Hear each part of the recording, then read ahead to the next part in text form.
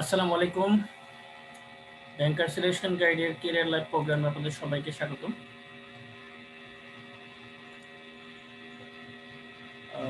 আজকে আমরা আলোচনা করব ব্যাংকের রিটেন প্রস্তুতি নিয়ে। আজকে সকালেই জনতা ব্যাংকের প্রিলি পরীক্ষা গেল, তাই এটা খুবই গুরুত্বপূর্ণ যারা প্রিলিতে অংশগ্রহণ করেছেন তাদের জন্য। আমাদের সাথে আজকে যুক্ত রয়েছেন বাংলাদেশ ব্যাংকের deputy director Shakil Chowdhury sir. স্যারকে আমরা অনুরোধ করব রিটেন পরীক্ষায় আসার মতো টপিকগুলো নিয়ে আলোচনা করার জন্য। প্রথমে সংক্ষিপ্ত পরিচিতি স্যার।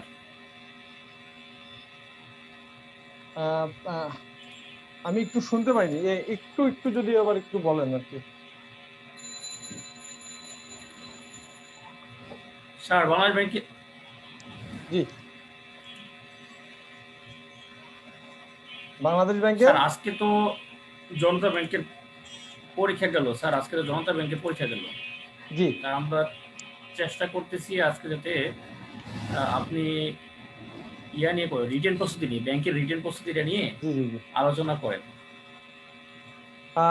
আজকের রিটেন পরীক্ষাটা প্রস্তুতি নিয়ে যদি আলোচনা আপনি করলে দেখেন, জি জি, আজকের পরীক্ষাটা যদি দেখেন, আজকের পরীক্ষাটার কোশ্চেনের মান কিন্তু যথেষ্ট স্ট্যান্ডার্ড কোশ্চেন করা হয়েছে। এটা যদি একটু খেয়াল করেছেন, এবং কোশ্চেন কিন্তু হচ্ছে যে প্যাটার্ন অনুযায়ী কিন্তু কোশ্চেন, মানে যে আমরা যেটা সবাই যে সবসময় সার্চ করি যে কোন প্যাটার্নে কোশ্চেন হবে, কিভাবে কোশ্চেন করবে, কারা কোশ্চেন করবে। এবার বোধহয় আপনি বুঝতে, মানে একটা জিনিস হচ্ছে যে একটা খুবই ভালো কাজ করেছে, যে হচ্ছে যে অ্যাটলিস্ট বাংলাদেশ ব্যাংক যেটা করেছে যে কারা কোশ্চেন করছে এটা ডিসক্লোজ করেনি, বাইরে বাইরে ডিসক্লোজ করেনি। এবং হ্যাঁ ডিসক্লোজ হ্যাঁ না করে আসলে যেটা হতো কি, অনেক স্টুডেন্টকে দেখছি কোশ্চেন প্যাটার্ন অনুযায়ী আসলে পড়াশোনা করতে, যে অ্যাকচুয়াল প্রিপারেশন যেটা সেটা নেয় না, প্যাটার্নের পিছনে হয়তো দুই আর চারটা কোশ্চেন কমন পাওয়ার জন্যই তারা হচ্ছে আর কি কি বলা চলে ওই কারা কোশ্চেন করছে সেটা নিয়ে অ্যানালাইসিস, সেইভাবেই হচ্ছে পড়াশোনা, তার প্রিভিয়াস কোশ্চেন। স্যার। তো স্যার আমি একটু জি জি জি, অ্যাড করি স্যার।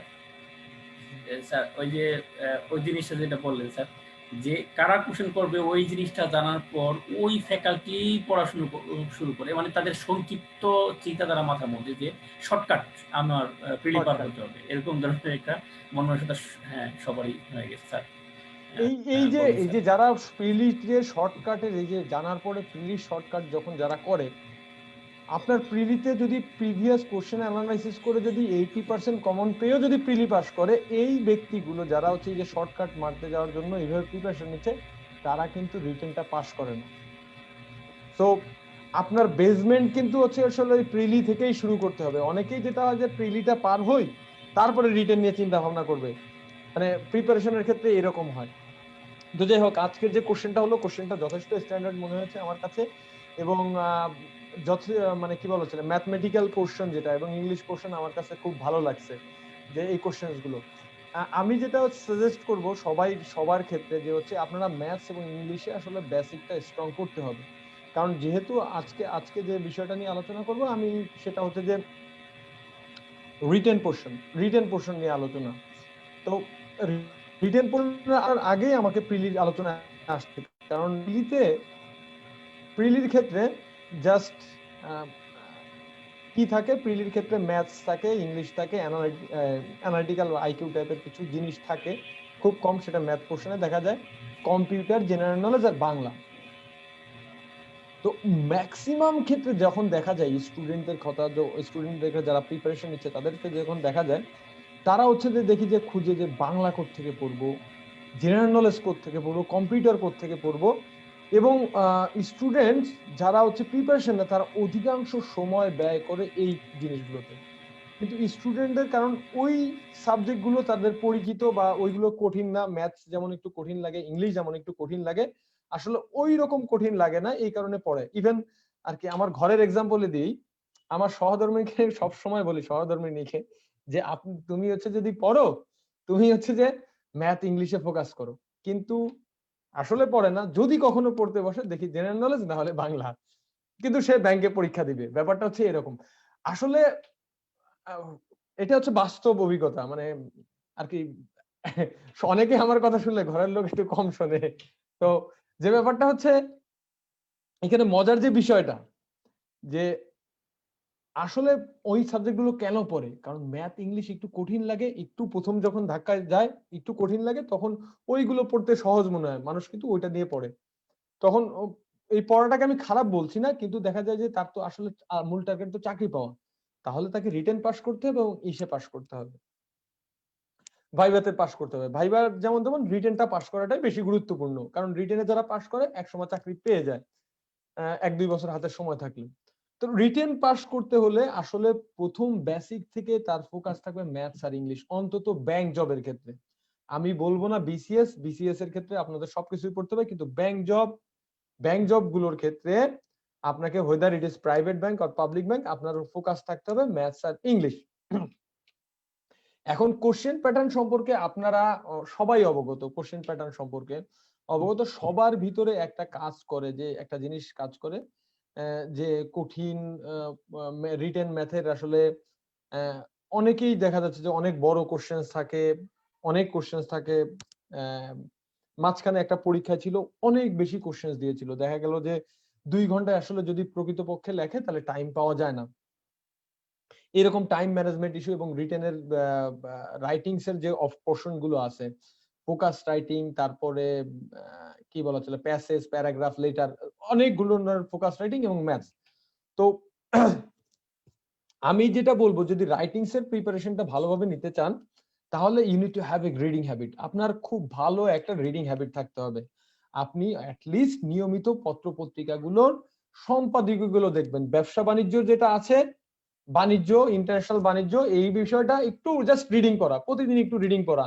এই ব্যবসা বাণিজ্য আর হচ্ছে সম্পাদকীয়, এইগুলো যদি পড়েন, এইগুলো পড়লেও কিন্তু আপনার জেনারেল নলেজ, প্রিলির জেনারেল নলেজ হয়ে যাচ্ছে। এই জিনিসটা রিডিং হ্যাবিট থাকতে হবে, এবং নিয়মিতভাবে নিজেকে লেখার অভ্যাস। একটা জিনিস খেয়াল রাখতে হবে যে আপনি যে পত্রিকা থেকে পড়ছেন, রিডিং হ্যাবিটটা তৈরি করছেন, আপনার লেখার ধরনটাও কিন্তু ওই ধরনের হবে। সো অনেকেই দেখা যায় যে বলে ইন্টারন্যাশনাল পত্রিকার কথা, যে ইকোনমিক্স পড়বেন, এই পড়বেন, তা পড়বেন। না ভাই, এত দরকার নেই আমাদের। মানে আপনি কি বলা চলে, নর্মাল বাংলাদেশে যে পত্রিকা আছে তার স্ট্যান্ডার্ডে যদি আপনি লিখতে পারেন পত্রিকাগুলো, সেটাই এনাফ। তো যে কোনো বাংলাদেশের পত্রিকা, অ্যাভেলেবেল পত্রিকা ইংলিশ আপনি পড়বেন। তবে যেমন যে কিছুদিন আগে আপনি একটা বই পড়েছেন, বই প্রকাশ করেছেন। বইটা হচ্ছে যে আর কি, জাস্ট আমি কিছুদিন, এই পরশুদিন মনে হয় পেয়েছি আমার হাতে। তো আপনার বইটা দিয়ে দেখলাম যে হ্যাঁ, ইনফরমেশন প্রচুর আছে, ইনফরমেশন প্রচুর এইগুলো আছে। আসলে যে জিনিসটা হচ্ছে যে ইনফরমেশন গুলো পড়ে রাখা, একটা পড়ে স্টুডেন্ট নিজের মতো করে প্রেজেন্ট করা। তো এই জন্য বলছি কি, পত্রপত্রিকা পড়তে হবে এবং নিজের রিডিং হ্যাবিট, রাইটিং হ্যাবিট তৈরি করতে হবে, এবং নিজের রাইটিংটা অন্য কাউকে দিয়ে অবশ্যই দেখিয়ে নিতে হবে, যে একটু এক্সপার্ট, তার থেকে একটু ভালো। নিজের ভুলগুলো আসলে নিজে দেখে দেখা যায় না, একজনের কাছ থেকে নিজের ভুলগুলো দেখিয়ে নিতে হবে। এটা ইনিশিয়াল যদি বলেন রাইটিং এর জন্য, এটা হচ্ছে যে আমার সাজেশন। ঠিক আছে? আচ্ছা, আমরা চাচ্ছি যে বিশেষ করে যে বিষয়গুলো নিয়ে আমরা আলোচনা করতে চাচ্ছি তা হলো ফোকাস রাইটিং, ট্রান্সলেশন, লেটারের বিভিন্ন ফরম্যাট নিয়ে অনেকেই অনেক প্রশ্ন করে। তারপরে শর্ট নোট যদি অনেক সময় থাকে, শর্ট নোট প্যারাগ্রাফ আকারেও থাকে অনেক সময়। তারপর প্রতিবেদন, তারপর কম্প্রিহেনশন এবং সর্বশেষ ম্যাথ। স্যার এগুলো নিয়ে আচ্ছা, সিরিয়ালি আপনি যেটা আপনার কমফোর্ট ফিল হয়, যেটা নিয়ে ইচ্ছা হয় ওকে আপনি ওকে, আমি আলোচনা করবেন স্যার। সিরিয়ালি যাই, আমি জাস্ট এক একটা টপিক শেষ করব। আমি প্রথমে ফোকাস রাইটিং নিয়ে বলি, ঠিক আছে? অ্যাকচুয়াল ব্যাপার হচ্ছে যে যখন ফোকাস রাইটিং আসে, ফোকাস রাইটিং এর ক্ষেত্রে সবাই যেটা চেষ্টা করে, মানে আমি এখনকার সবার টেন্ডেন্সি দেখছি, যে মনে করেন আপনার বইটা খুব সুন্দর, সবাই যারা বই কিনতেছে অনেকেই স্যার যেটা চেষ্টা করে আপনার বইয়ের পুরোটা মুখস্থ করে ফেলা। আমাদের কিন্তু মুখস্থ করার একটা টেন্ডেন্সি আছে, যে যদি কমন পেয়ে যায় তাহলে তো একদম ঝেড়ে জি দিয়ে স্যার, আসবো। জি স্যার। কিন্তু কমন পড়ার চান্সটুকু কতটুকু, কমন পড়ার চান্স কিন্তু 5%, 56%। মানে এইভাবে আপনার ওই রিলেভেন্ট টপিক করে ইনফরমেশন মুখে রাখা, জি স্যার। মুখস্থর আসলে জায়গা না। একটা ব্যাপার হচ্ছে, আমি যখনই হচ্ছে যে আমার পড়ানোর সুবাদে, যেহেতু আমি পড়াই, পড়ানোর সুবাদে আমি আর কি অনেকের খাতা দেখি, খাতা চেক করি, বেশ ভালোভাবে প্রচুর স্টুডেন্টের খাতা চেক করি। মনে করেন আমি মোবাইল ব্যাংকিং নিয়ে লিখতে বলেছি, তো আমাদের কমন কোশ্চেন কি, মোবাইল ব্যাংকিং লিখলে we cannot think of a day without mobile. মানে ব্যাপারটা হচ্ছে যে এরকম, এগুলো কিন্তু আমাদের কমন মুখস্থ বিদ্যা। মনে করেন ট্রাফিক জ্যাম নিয়ে লিখতে বললেন, মানে traffic jam is one of the most problem in our life, topic in our life. মানে এইগুলো হচ্ছে যে আমাদের এই ধরনের মুখস্থ বিদ্যা যেটা আমরা আগে পড়ে আসছি, এই সব জায়গা থেকে বের হয়ে আসতে হবে। নাম্বার ওয়ান হচ্ছে এইটা, যে মুখস্থ করে যেসব ওই যে জিনিসগুলো আমরা মুখস্থ করে আসছি সেই জিনিসগুলো নিয়ে একটা লাইন বাড়িয়ে দেওয়া, এই জায়গা থেকে প্রথমে বেরোতে হবে। নাম্বার ওয়ান ইস্যু হচ্ছে এটা। এবার ফোকাস রাইটিং এর ক্ষেত্রে আমি অনেকের রাইটিং দেখছি, ওই আমাদের যারা যারা একসাথে ক্লাস নেই বা যারা অনেকের রাইটিং সাল দেখছি খুব হাই স্ট্যান্ডার্ড। আমি এত হাই স্ট্যান্ডার্ড লিখতে পারি না। ইভেন আমার ভোকাবুলারি এটাও লিমিটেড, মানে ভোকাবুলারি স্টক অফ ভোকাবুলারি খুব লিমিটেড। পড়াশোনা কম করেছি স্যার। স্যার আমারও স্যার, ভোকাবুলারি খুব লিমিটেড। আমারও স্যার। আমি আমি স্যার যে বই, মানে যে বইটার কথা আপনি বলছেন, ওই বইটা যে আমি লিখেছি একদম সিম্পল ভাষায়, মানে ওখানে কোনো মানে কি যেন বলে যে খুব ভালো শক্তিশালী কোনো ওয়ার্ড যে ব্যবহার করা হয় না, আপনি পড়লেই বুঝতে পারবেন, একটু দেখলে। মানে জাস্ট আমি বৃহস্পতিবার দিন পেয়েছি, তো আমি অনেক আগে ছিল, মানে পড়েছিল একজনের কাছে, আমি ছুটিতে ছিলাম জাস্ট এই আগে, আমি এখন দেখছি। তো ব্যাপারটা হচ্ছে যে ওখানে ইনফরমেশন গুলো আছে, ওটা ইনফরমেশন গুলো লিখে দেয়। এখন ব্যাপার হচ্ছে যে আপনারই বইটা যদি একজন পড়ে পড়ে লেখে, এইরকম যদি মনে করেন একজন পড়ে দেয়, আপনার বইটা মিনিমাম 500 স্টুডেন্ট পড়ছে, 500 স্টুডেন্ট 500টা বই, 500 স্টুডেন্ট যদি একই জিনিস লেখে, তাহলে why they will choose you? মানে আমি অ্যাজ এ এক্সামিনার আমি অনেক খাতা দেখি, খাতা দেখতে আপনাকে কেন পিক করবে? কারণ সবই তো common. So you need to have some uniqueness গুলো কিন্তু থাকতে হবে। মুখস্থ আপনি হচ্ছে যে আপনার বই পড়ে আপনি যেটা আইডিয়া নিতে পারেন, you can have an idea. এটা এখন ফোকাস রাইটিং এর ক্ষেত্রে যেটা বলছিলাম যে আমার খুব ফরম্যাট দিতে পারে, একটা ফরম্যাট, হ্যাঁ ফরম্যাট, বা আপনি দিতে পারেন আপনার আইডিয়া, ওকে এইভাবে লেখে, ঠিক আছে, কিন্তু মুখস্থ না। মানে সবার যে ব্যাপারটা হচ্ছে যে অনেকের টেন্ডেন্সি থাকে মুখস্থ। হ্যাঁ, তো একটা ব্যাপার হচ্ছে যে আমি যখন লিখতাম আমার লেখা খুব স্ট্যান্ডার্ড না। তো আমার কাছে কথা হচ্ছে যে খুব ভালো হাই ভোকাবুলারি ইউজ করতে পারি না, খুব নর্মাল ভাষায় লিখি, কিন্তু আমাকে তো ভালো মার্কস পেতে হবে, আমাকে তো অ্যাবভ অ্যাভারেজ হতে হবে। যেমন আমাদের সময় আসছিল মোবাইল ব্যাংকিং নিয়ে, এটা আমি সব সময় বলি। তো মোবাইল ব্যাংকিং নিয়ে আসলে আমি আসলে কি করব মোবাইল ব্যাংকিং নিয়ে লেখার ক্ষেত্রে? সো আমি স্টার্ট করলাম এইভাবে, জাস্ট একটু জাস্ট স্ট্যান্ডার্ডটা বাড়ানোর জন্য, যে on day I didn't have chance to pay the rickshaw puller and I paid it through mobile banking. This is how mobile banking has facilitated our daily life. তারপরে mobile banking আমাদের কি technology কি আছে, mobile banking নিয়ে আমি কিন্তু normal as usual যে আলোচনা, নর্মাল এভারেজ যা আলোচনা সেটা করেছি, কিন্তু স্টার্টিংটা কিন্তু দেখেন আপনি, স্টার্টিং যে এক্সামিনার যে সে কিন্তু বুঝবে যে এই ছেলেটা চাপা মারছে, যে ও রিক্সা ভাড়া দিতে পারতেছে না, মোবাইল ব্যাংকিং দিয়ে দিয়েছে, এটা আরো ব্যাক ইন আরো 2014 এর কথা, কিন্তু সে কিন্তু ওইটাকে অ্যাপ্রিসিয়েট করবে। এই রিটেনের জন্য আমাকে 0.5 মার্কস হলেও বেশি দিবে। আর আপনি যদি এভারেজ দেখেন 0.5 যদি বেশি পান, আপনি কিন্তু অ্যাবভ এভারেজ হয়ে গেলেন। এইরকম যদি 5টা 8টা কোশ্চেন থাকে, আপনি 4 মার্ক বেশি, 0.5 করে প্রতিটা যদি ধরি, প্রতি 10-এ যদি 0.5 করে বেশি পান, তাতেও আপনি প্রায় 10 মার্কস বেশি পেয়ে যান। এটাই কিন্তু বিশাল বড় একটা গ্যাপ তৈরি করার জন্য যথেষ্ট। এটা হচ্ছে একটা টেকনিক হতে পারে। এছাড়া আপনি ইনফরমেশন আছে, অনেকে সুন্দরভাবে ইনফরমেশন দেখে। আরেকটা ব্যাপার হচ্ছে যে ফোকাস রাইটিং এ, যখন ফোকাস রাইটিং দেখেন, ওয়ার্ডটার নাম হচ্ছে focus writing. So you need to be focus when you are writing. আপনাকে ফোকাসে থাকতে হবে যখন আপনি রাইটিংস গুলো লিখছেন। হ্যাঁ, ফোকাসটা দেখ। আপনার টপিক দিল হচ্ছে ট্রাফিক জ্যাম নিয়ে, আমি এক ট্রাফিক জ্যাম নিয়ে এক স্টুডেন্টে লিখতেছে, সে ট্রাফিক জ্যাম নিয়ে লিখছে। তো as usual common, this is one of the most আর কি বলা ছিল ইন আওয়ার ডেইলি লাইফ, এটা আমাদের ডেইলি লাইফের সবচেয়ে ওয়ান অফ দ্য প্রবলেম, এটা তো ছিল। এরপরে সে লাগলো যে হচ্ছে যে খুব সুন্দর একটা কথা লাগলো যে it has a great negative impact in our GDP, just এতটুকু লিখছে। তারপরে সে লিখছে GDP means gross domestic product. আপনি কিন্তু ওই এই যে যখনই লিখলো GDP means gross domestic product, তখনই কিন্তু সে ফোকাস থেকে চলে গেল, তার কিন্তু ফোকাস থাকলো না, আউট অফ ফোকাসটা চলে গেল। এক্স্যাক্টলি। সো আমরা যখন রাইটিংস গুলো দেখি, অধিকাংশ স্টুডেন্ট, কেন এটার নাম ফোকাস রাইটিং, অধিকাংশ স্টুডেন্ট ফোকাসের বাইরে চলে যায়, কারণ সে একটা ওয়ার্ড ইউজ করতে, সেই ওয়ার্ডটাকে এক্সপ্লেইন করতে চায়।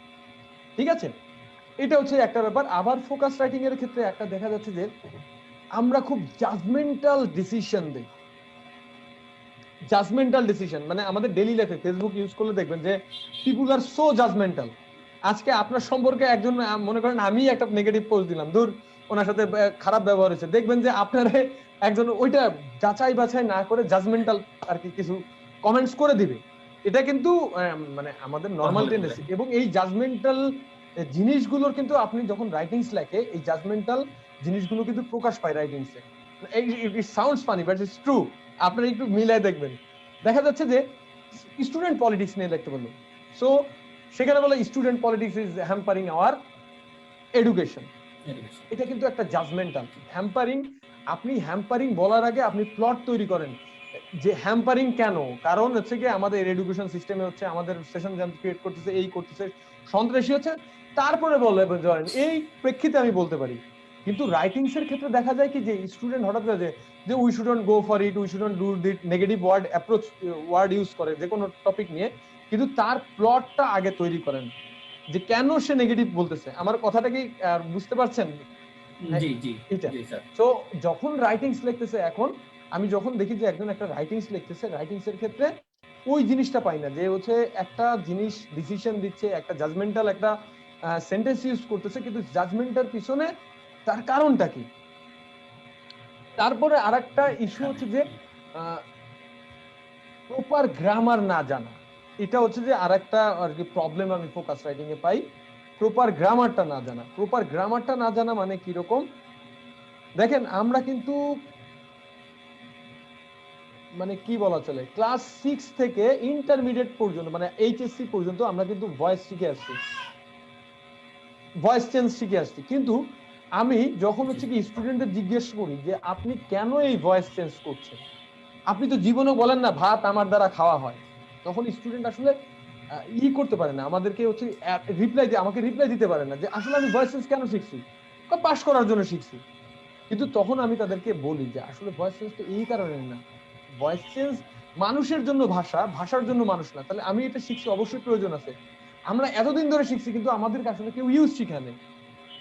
ভয়েস চেঞ্জ আমি তখনই করব, প্যাসিভ ভয়েস আমি তখনই করব যখন হচ্ছে যে আমার কি বলা চলে, যখন সাবজেক্ট ইজ আননোন, কে করেছে সেটা আমি জানি না, পারফর্মার অফ দ্য অ্যাকশন অজানা, তখন আমরা ভয়েস চেঞ্জ করব।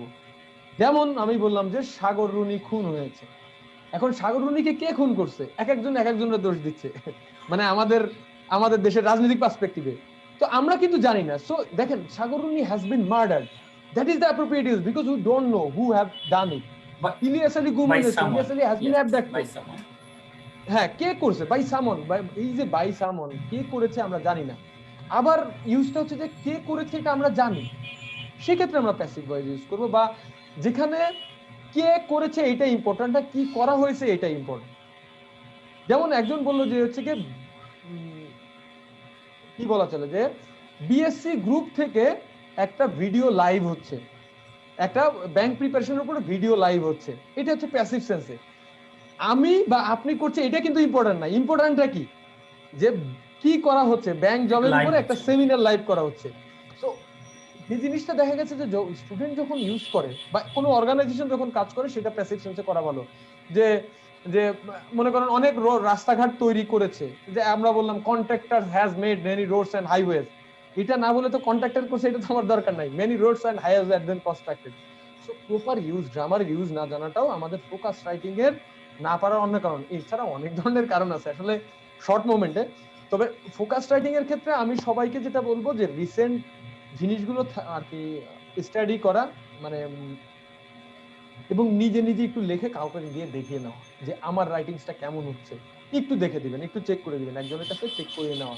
এখন বিভিন্ন ফেসবুক ভিত্তিক গ্রুপ আছে, যদি হচ্ছে যে একটা পোস্টও দেয় অন্তত মানে আমাদের ভুল ধরার লোক পাওয়া যাবে, মানে প্রশংসা করার লোক না পেলে ভুল ধরার লোক পাওয়া যাবে, এবং ভুল ধরার লোক পাওয়াটাই আমাদের জন্য মানে একজন পরীক্ষার্থীর জন্য খুব বেশি জরুরি। ঠিক আছে, তো ফোকাস রাইটিং এর ক্ষেত্রে আমার বক্তব্য হচ্ছে এটা যে নিয়মিত রিডিং হ্যাবিট, একটা পত্রপত্রিকার এই যে বিষয়গুলো, যে স্টার্টিং ভালো করা, ফোকাসে থাকা, যে লজিকটা দিচ্ছেন অবশ্য লজিক্যালি কোনো কিছু প্রেজেন্ট করা, জাজমেন্ট দিতে গেলে লজিক দিয়ে জাজমেন্ট দেওয়া, এই জিনিসগুলো ফলো করাটা খুব বেশি জরুরি, এবং গ্রামারের ব্যবহারটা। ফোকাস রাইটিং নিয়ে দুটো প্রশ্ন এসেছে। কমল রয় নামে একজন বলেছেন যে ফোকাস রাইটিং মোটামুটি ভালো লিখলে কেমন মার্ক পাওয়া যেতে পারে? আসলে এটা তো আচ্ছা, কেমন কেমন মার্ক পাওয়া যায়? আচ্ছা, যাই হোক, আচ্ছা ঠিক কেমন আছে, মার্ক আমি পাওয়া দিচ্ছি কিছু নেই। যাক, ব্যাপারটা হচ্ছে যে ভালো লিখলে আসলে উনি ভালো বলতে কি বুঝাইছে, এটা হচ্ছে যে একটা ইস্যু। নর্মালি যেটা হয় যে আপনি যদি 20 মার্কসের একটা লেখা লেখেন বা 30 মার্কসের যদি একটা লেখা, 20 মার্কসের ধরি, 20 মার্কসের লেখায় আপনারটা যদি মোটামুটি স্ট্যান্ডার্ড হয়, 14-15 পর্যন্ত থাকে, 14-15 পর্যন্ত মার্কস দেয়, ইভেন 16ও মার্কস দেয়, 16 পর্যন্ত মার্কস দেয়। সো 80% মার্ক আপনি ক্যারি করতে পারবেন, 90% না, বাট ইউ ক্যান অ্যাডবেস্ট যদি খুব ভালো লেখেন 80%। তবে নর্মাল রেঞ্জ হচ্ছে এভারেজ, অ্যাবভ এভারেজ রেঞ্জ হচ্ছে গিয়ে 60-70%, 60-70%।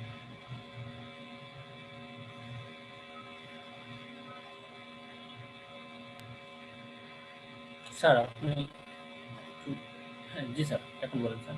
আমি মিউট। তো 60-70% পর্যন্ত মার্ক দেয়। এখন আসলে ব্যাপারটা হচ্ছে যে হ্যাঁ, আপনারা যদি আসলে মূল টার্গেট তো হচ্ছে যে কত পার্সেন্ট মার্ক পায় সেটার টার্গেট না, টার্গেট হচ্ছে আর কি রিটেনে পাস করা বা ভাই ভাই কল পাওয়া বা আলটিমেটলি চাকরি পাওয়া। সেক্ষেত্রে আমি সবাইকে বলি যে সেফ জোন হচ্ছে 65%, সেফ জোন 65%, ঠিক আছে?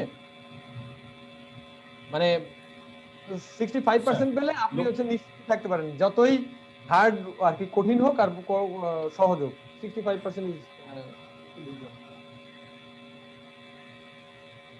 স্যার ফোকাস রাইটিং নিয়ে আরেকটা প্রশ্ন, সেটা হলো ফোকাস লোকমান হোসেন নামে একজন প্রশ্ন করেছেন ফোকাস রাইটিং কিভাবে ভালো করা যায়। এতক্ষণ তো আসলে আমরা এই নিয়ে আলোচনা করলাম, ইনশাল্লাহ আপনি বুঝে গেছেন।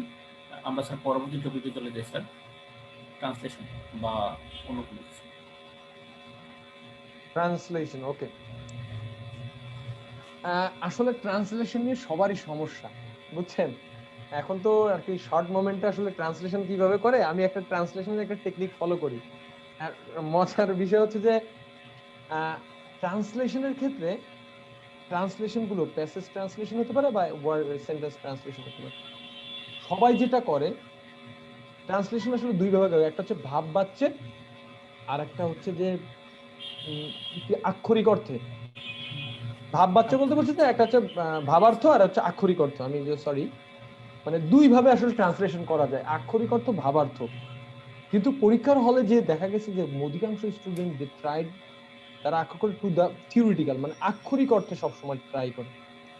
আসলে ট্রান্সলেশন বা এই জিনিসগুলো যখন, যে ট্রান্সলেশন বা হচ্ছে গিয়ে প্যাসেজ ট্রান্সলেশন যখন করতে হবে, তখন অবশ্যই আক্ষরিক অর্থের থেকে ভাবার্থকে প্রাধান্য দিতে হবে। এটাই অনেকে করে না।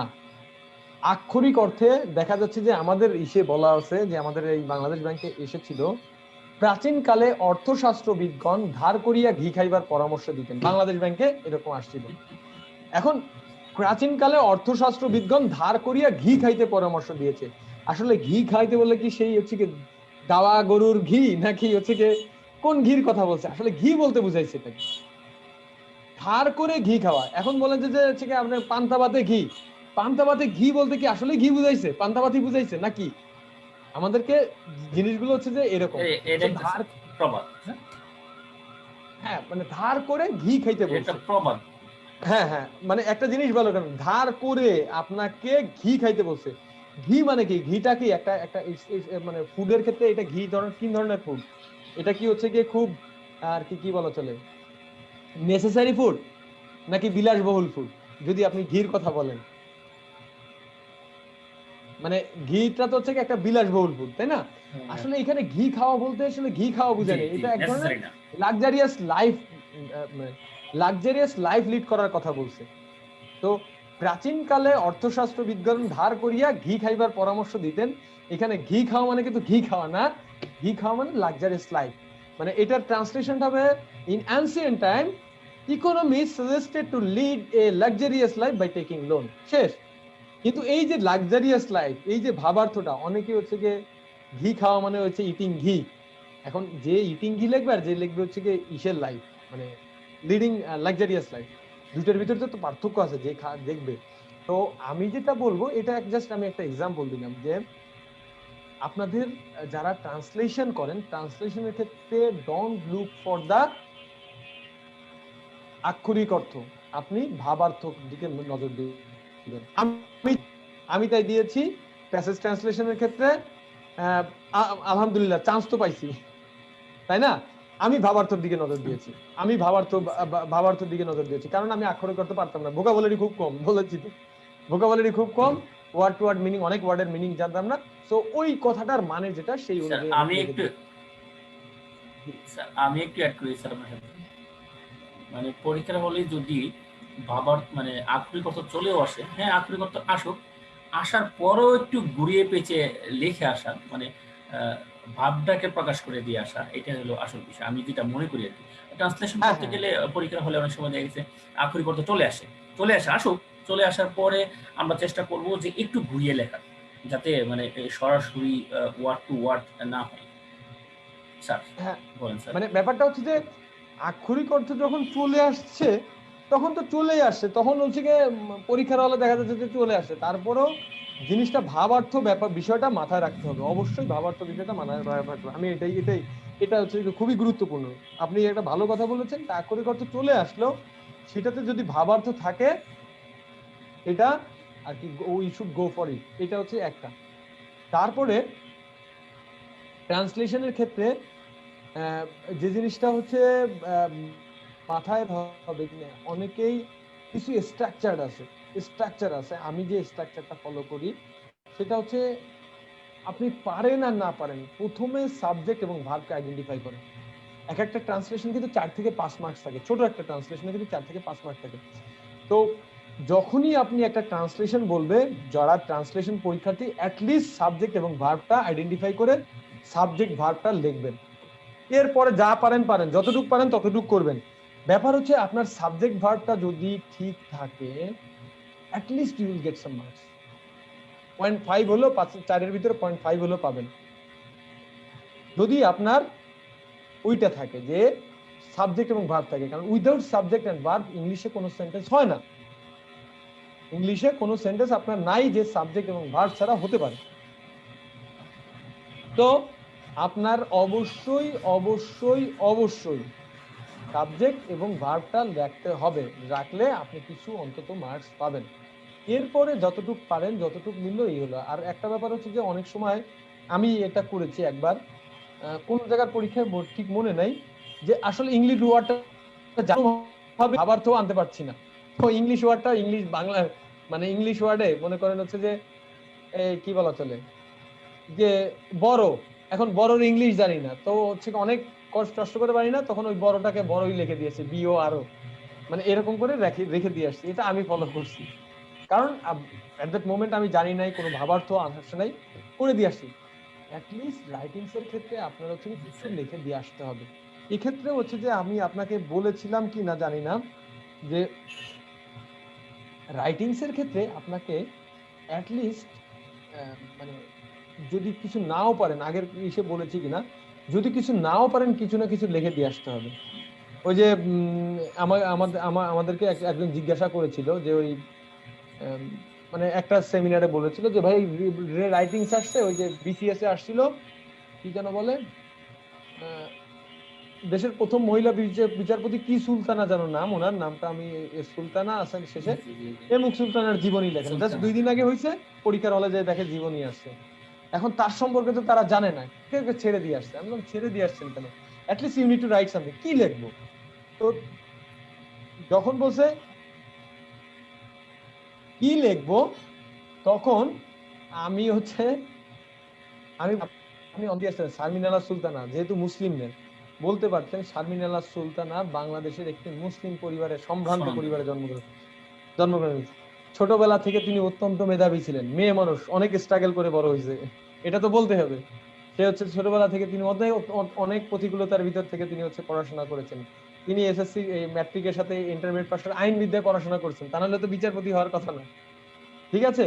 তারপরে তার মেধার স্বাক্ষর দিয়ে সে আগে ব্যারিস্টার থাকে, তাহলে বাইরে থেকে পড়ে আসছে, সে বিদেশে গেছে, যদি ব্যারিস্টার থাকে তার নামের আগে, আর যদি না থাকে তাহলে তো দেশেই ছিল। তারপর সে তার মেধার স্বাক্ষর তিনি তার কর্মজীবনে রেখেছেন, যার ফলাফল স্বরূপ কৃতিত্ব স্বরূপ তাকে হচ্ছে বাংলাদেশের প্রথম মহিলা বিচারপতি হিসেবে মনোনয়ন দেওয়া আছে। এরপরে তো আপনি বেগম রোকেয়ার জীবনী লিখে দিতে পারবেন, তিনি বাংলাদেশে যেখানে পিছিয়ে পড়া নারী গোষ্ঠীকে তিনি অগ্রদূত হিসেবে কাজ করবেন, এই করে তো আপনি আরো 2-4 লাইন লিখে দিয়ে আসতে পারবেন। এখন ব্যাপার হচ্ছে যে আপনি যদি ফাঁকা রেখে আসেন, ফাঁকা রেখে আসলে আপনি পাবেন 0।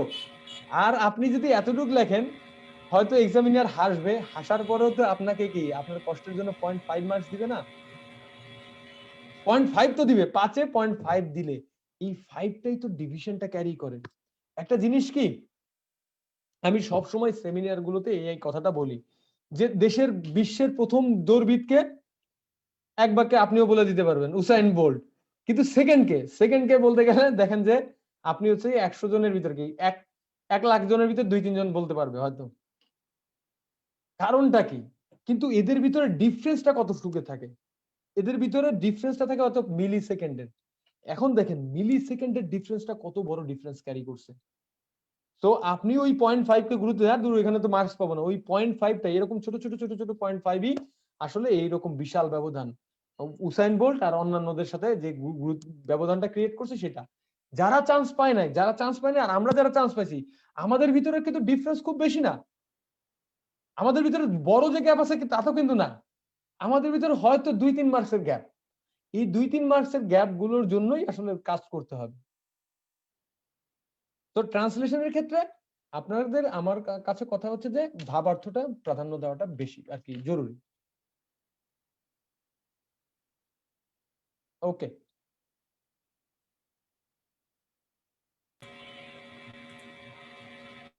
আচ্ছা ট্রান্সলেশনের পরে আর স্যার আর কোন টপিক?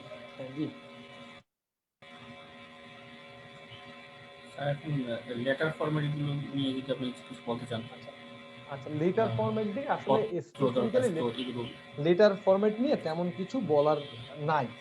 যখন কোনো অর্গানাইজেশনের পক্ষ থেকে আপনি একটা লেটার দেওয়া হবে, অর্গানাইজেশনের পক্ষ থেকে লেটার দিলে তো তার একটা প্যাড থাকবে। এখন বলতে পারেন যে অর্গানাইজেশনের পক্ষ থেকে প্যাড দিচ্ছে, তাহলে প্যাডের ফরম্যাট কি? প্যাডের ফরম্যাট কিছুই না, একটা উপরে হচ্ছে কি প্যাডের মতো থাকে, উপরে হচ্ছে অর্গানাইজেশনের নাম, ঠিকানা, মোবাইল নাম্বার এগুলো দেখা থাকে, phone number, mobile number, email ID এগুলো দেখা থাকে। আপনারা যে কোনো একটা দোকানে যে হচ্ছে যে কি বলা চলে এই ক্যাশ মেমো নেয় না, মেমোর উপরেও কিন্তু দোকানের ওই ধরনের প্যাড থাকে। সো নরমালি অফিসিয়াল লেটার থাকলে অনেকেই বলে যে অফিসিয়াল লেটারে প্যাড ইউজ করা যায়। তো পরীক্ষার হলে তো আপনি প্যাড পাবেন না, তারপরে একটু লিখে দেওয়া ভালো। আর আসলে লেটার ফরম্যাট যদি বলেন বা অ্যাপ্লিকেশন ফরম্যাট যদি বলেন, 3টা অ্যালাইনমেন্ট আমাদের আসলে ফলো করা হয়। একটা হচ্ছে লেফট অ্যালাইনমেন্ট পুরা, আর একটা হচ্ছে কি ওই যে একটা লেফট বলে একটা একটা হচ্ছে রাইট অ্যালাইনমেন্ট, আর হচ্ছে কি একটা লেফট দিয়ে শুরু হয় একটু, ওটার অ্যালাইনমেন্টের নামটা আমি ভুলে গিয়েছি। 3টা অ্যালাইনমেন্ট ফলো হয়ে যায়। তো এখন তো আমি এখানে মানে আমার চাকরিতে জয়েন করার পরেও আমি এখন পর্যন্ত ডিফারেন্ট অ্যালাইনমেন্ট ব্যবহারে আমি সবসময় লেফট অ্যালাইনমেন্ট ফলো করি। লেফট অ্যালাইনমেন্ট ফলো করার কারণ হচ্ছে যে আপনি যে কোন ফরম্যাটে লিখবেন এটা আসলে ব্যাপার না, মানে আপনি যে ফরম্যাটে লিখবেন ওইটাই কারেক্ট। 3টা ফরম্যাট আছে, স্ট্যান্ডার্ড ফরম্যাট একটু দেখে নিলে হয়। তো আমি সবসময় লেফট অ্যালাইনমেন্ট ইউজ করি, কেন সবকিছু লেফটে, আমাকে আর কোনো কিছু মনে রাখতে হচ্ছে কোনটা একটু ডাইনে বসবে কোনটা একটু বামে বসবে এটা আর আমাকে মনে করতে হয় না। এই কারণে আমি লেফট অ্যালাইনমেন্ট সবসময় লেফট অ্যালাইনমেন্ট ফলো করি। এটা হচ্ছে আমার আমার আমি আমি আমি নিজের জন্য করি। আর ব্যাপারটা হচ্ছে যে কি বলা চলে ইসের ক্ষেত্রে আহ, যখন হচ্ছে গিয়ে অফিসিয়াল কোনো চিঠি হয়, চিঠির একটা সূত্র থাকে। একটু একটু যে জিনিসটা এটা একটু গুরুত্বপূর্ণ, অফিসিয়াল যে কোনো চিঠির ক্ষেত্রে এই চিঠিটা যাতে পরবর্তীতে আইডেন্টিফাই করা যায় যে এই চিঠিটা কোথায়, কবে আসছে, কোথা থেকে আসছে, কত সালের চিঠি, এটা যাতে আইডেন্টিফাই করা যায়, সেটার জন্য আপনার হচ্ছে যে একটা অ্যালাইনমেন্ট থাকে, মানে একটা সূত্র থাকে। যদি আপনি ব্যক্তিগত চিঠি না লিখে যদি অফিসিয়াল কোনো চিঠি লেখেন, অবশ্যই তার ভিতরে একটা সূত্র থাকতে হবে, চিঠির সূত্র। আপনি চাকরি করতেছেন, আপনাদের প্রত্যেকটা যে লেটার গুলো রিসিভ করেন প্রত্যেকটার একটা সূত্র থাকে না? তো চাকরির জি ক্ষেত্রে বা স্যার। লেটারের ক্ষেত্রে আপনাদের জি স্যার। সূত্র বা অ্যালাইনমেন্ট গুলো আপনাদেরকে ওই সূত্র বলতেছে, সূত্র অথবা রেফারেন্স নাম্বার, যেটাকে ইংলিশে বলে রেফারেন্স নাম্বারটা চিঠির শুরুতে একদম উপরে লিখে দেওয়া ভালো, রেফারেন্স নাম্বার। এখন রেফারেন্স নাম্বারের ফরম্যাটটা কি হবে, রেফারেন্স নাম্বারের ফরম্যাটটা কি রকম হয় সেটা নিয়ে একটু জাস্ট বলে দিই। মনে করেন হচ্ছে ব্যাংক থেকে, বাংলাদেশ ব্যাংক না, মনে করেন হচ্ছে গিয়ে সোনালী ব্যাংক থেকে লিখছি, তাহলে রেফারেন্স লিখে সোনালী ব্যাংক লিমিটেড SBL, সোনালী ব্যাংক লিমিটেড আসতেছে। সোনালী ব্যাংক লিমিটেড দিয়ে কোন ব্রাঞ্চ, মনে করেন কারণ বাজার ব্রাঞ্চ থেকে লিখতেছে সোনালী ব্যাংক লিমিটেড, ব্র্যাকেটে দিল KB, তাহলে কারণ বাজার ব্রাঞ্চ দিয়ে, এটা কত সালের, 2020 সালের চিঠি। 2020 সালের কত নম্বর চিঠি, হয়তো দেখা গেল কি 1 নম্বর চিঠি, ওই নাম্বারটা দিয়ে দিল, এই যে 2020 দিয়ে তারপর ওই নাম্বার দিল, একটা নাম্বার দিয়ে দিল, 1 নাম্বার 2 নাম্বার 3 নাম্বার, একটা নাম্বার দিয়ে দিলে ওইটাই হয়ে গেল চিঠিটার রেফারেন্স নাম্বার, আর তারিখ অনুযায়ী ওইটা হচ্ছে রেফারেন্স নাম্বার। যাতে পরবর্তীতে যখন হচ্ছে গিয়ে আপনাকে সার্চ করা হয় যে এই চিঠিটা এত নম্বর চিঠিটা কত, যে সোনালী ব্যাংক থেকে 2020 সালে 14 নম্বর চিঠিটার কি অবস্থা, তখন যাতে আইডেন্টিফাই করা যায়। ঠিক আছে, ওকে।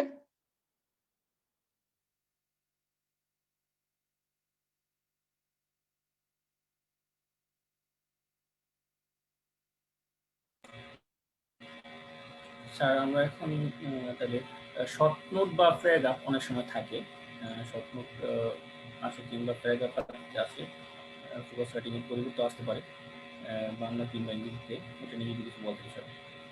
আচ্ছা, শর্ট নোট নিয়ে, শর্ট নোট কিন্তু হচ্ছে যে স্টুডেন্টদের সবচেয়ে বেশি বিপদে ফেলে, এটা এটা জানেন, শর্ট নোট গুলো স্টুডেন্টদের সবচেয়ে বেশি বিপদে ফেলে। কারণ কি, স্টুডেন্টকে বললো যে বঙ্গবন্ধু স্যাটেলাইট নিয়ে শর্ট নোট লেখেন, এখন স্টুডেন্ট তো জানে বঙ্গবন্ধু স্যাটেলাইট নিয়ে হচ্ছে এসে, তো যখন স্টুডেন্ট লেখা শুরু করে, যে পরীক্ষার্থী লেখা শুরু করে, তখন সে প্রত্যেকটা প্যারাতে তার কাছে সব ইম্পর্টেন্ট পোর্শনই ইম্পর্টেন্ট মনে হয়, এবং ইম্পর্টেন্ট মনে হওয়ার কারণে সে দেখা যায় শর্ট নোটে ওই এসেটাকে শর্ট করে দিয়ে। কিন্তু এবং যে জিনিসটা স্টুডেন্টরা মানে পরীক্ষার্থীরা যেটা নিয়ে ব্যারিয়ার, সবচেয়ে বড় ব্যারিয়ার ফেস করে, সেটা হচ্ছে টাইম ম্যানেজমেন্ট। আপনি দেখবেন স্টুডেন্টরা, আমি এরকম দেখেছি আর কি বিভিন্ন গ্রুপে লেখছে, পরীক্ষার্থীদের সাথে এরা কি প্রহসন শুরু করছে, কি প্রহসন কি, যে একজন বলছে খোদ প্রশ্নকর্তাকে যদি এই প্রশ্ন লিখতে দেওয়া হতো তাহলে সে এই প্রশ্নের উত্তর করে আসতে পারতো না, মানে এতগুলো প্রশ্নের উত্তর করে না, তাহলে বেকারদের সাথে কেন এই প্রহসন, মানে এইভাবে হচ্ছে করে, তারপরে তো মনে করেন উদ্ধার করে ছেড়ে দেয়। শুরু হইলে তো আর করে না। তো আমি আমি যদি প্রশ্নকর্তা হইতাম, আমার মনে আছে কি আমার আজকে মানে কি আমাকে বোমা মারে উড়া দিত, মানে মুখের বোমা মারে উড়ে দিত। আমি কোশ্চেন করতাম 100টা, 200 মার্কের কোশ্চেন করতাম 100টা, এবং প্রত্যেকটা কোশ্চেন এরকম থাকতো, প্রশ্নের প্রত্যেকটা টপিক এরকম থাকতো যে traffic jam, Bangabandhu satellite, mobile banking, এরকম টপিক লেখো, জাস্ট 100টা শর্ট নোট দিতাম যে লেখো 200 মার্কসের, 2 ঘন্টা সময়। এখন একটু ভালো করে খেয়াল করেন, আমি যখন করছি যে 100টা শর্ট নোট দিচ্ছি, এক একটা শর্ট নোটের মার্কস কত, এক একটা শর্ট নোটসে এভারেজে মার্কস আসে 2, 2 যদি মার্কস আসে, এখন আপনি আমাকে বলেন 2 মার্কস যদি হয়, এই 2 মার্কসের জন্য আপনি যদি 5 পৃষ্ঠা লেখেন, আপনাকে সর্বোচ্চ কত দিবে? সর্বোচ্চ দিলে 2 তো দিবে না, হয় সর্বোচ্চ দিলে 1.5 বা 1.75। তাহলে আপনার 2 মার্কস, আপনি 2 ঘন্টা লিখতে পারেন 200 লাইন, তাহলে এক একটা কোশ্চেনের জন্য স্যাটেলাইট, বঙ্গবন্ধু স্যাটেলাইটের জন্য লিখবেন 2 লাইন। বঙ্গবন্ধু স্যাটেলাইট এই সরকারের একটা অন্যতম অ্যাচিভমেন্ট, এটা আমাকে টেকনোলজির দিকে ধাবিত করবে, টেকনোলজির ক্ষেত্রে উন্নয়নে সেটা আমাদেরকে সহায়তা করবে, বাস শেষ। কারণ আপনার মার্কস তো 2, আপনি যদি এখন 14 মানে সারা পৃথিবীর জিনিস লিখতে চান তাহলে তো হবে না। স্টুডেন্টরা এই শর্ট নোট লেখার ক্ষেত্রে সবচেয়ে বড় ব্যারিয়ার। শর্ট নোট যদি হয় 5 মার্ক, যদি হয় বড় জোর 1 পেজ, মানে মানে 1 পেজ 1.5 পেজ, তবে 1 পেজে রাখা ভালো, এটা হচ্ছে আমার সাজেশন। 1.5 পেজের উপরে যাবে না, একটা শর্ট নোট 1.5 পেজের উপরে যাবে না, মানে তার হাতের লেখায় 1.5 পেজ, মানে ইসের 1.5 পেজ না, কম্পিউটার টাইপিং এর 1.5 পেজ না, 1.5 পেজের উপরে যাবে না, এবং টু দা পয়েন্টে কথা বলতে হবে। শর্ট নোটের ক্ষেত্রে টু দা পয়েন্টে, তার হচ্ছে কি যে মনে করেন হচ্ছে যে বঙ্গবন্ধু স্যাটেলাইট যদি হয়, বঙ্গবন্ধু স্যাটেলাইট গভর্নমেন্টের এত তারিখে উন্মোচিত হয়, এইটার ফলে আমার সুবিধাগুলো কি কি, এই সুবিধা, এটা এটা আমাদের কি সুবিধা নিয়ে আসতে পারে, ব্যাস শেষ, আর কিছু না। এখন কত এটার পিছনে কত খরচ হয়েছে, এটা কি কি করবে, কিভাবে কি করবে, কিভাবে তথ্য আদান প্রদান করবে, এতগুলো লেখার তো সময় নাই, কারণ এটা আপনার শর্ট নোট, আপনাকে তো এসে লিখতে বলে নাই। মানে এইটা হচ্ছে যে শর্ট নোটের ক্ষেত্রে এটা হচ্ছে যে আমার সাজেশনস।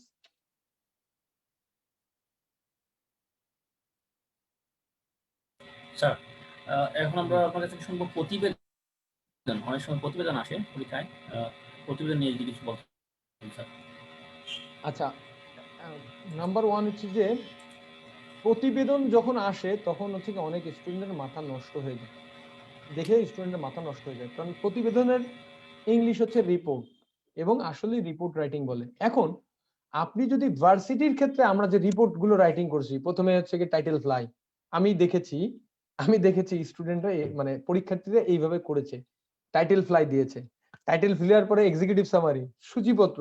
এখন আপনি পরীক্ষার হলে এইটা করতে পারবেন কিনা? আপনি, ইটস নট ফানি, আমি আমি দেখেছি যে তারা ট্রাই করছে এবং সেই স্টুডেন্ট পাস করেনি, কারণ ওইটাতেই তার সময় চলে গেছে। তো মানে একটা প্রতিবেদনও অনেক কিছু থাকার দরকার আছে, কিন্তু আমরা যেটা করতাম সেটা হচ্ছে গিয়ে কি ধরনের প্রতিবেদন, সেটা হচ্ছে যে আপনাকে 3 মাস সময় দিয়েছে, 4 মাস, 1 বছর সময় দিয়েছে একটা থিসিস করার জন্য, আপনি সেই প্রতিবেদনে সেখানে আপনার অ্যানালাইসিস, উপসংহার, রিকমেন্ডেশন অনেক কিছু থাকতো, রেফারেন্স এগুলো থাকতো। কিন্তু আপনাকে যদি প্রতিবেদন লিখতে দেয়, আপনার পক্ষে কি এই প্রতিবেদন লেখা মানে ওই পরীক্ষার হলে কি ওই প্রতিবেদন লেখা সম্ভব? কিন্তু আপনি যদি ওই প্রতিবেদনের ফরম্যাটটা যদি ফলো করে চলেন, আপনি কিন্তু প্রতিবেদন লিখতে পারবেন না। তাহলে প্রতিবেদনটা কেমন হবে, কেমন হওয়া উচিত? প্রতিবেদন হওয়া উচিত হচ্ছে আমার মতে তিনটা জিনিস, চারটা জিনিস থাকতে হবে প্রতিবেদনে।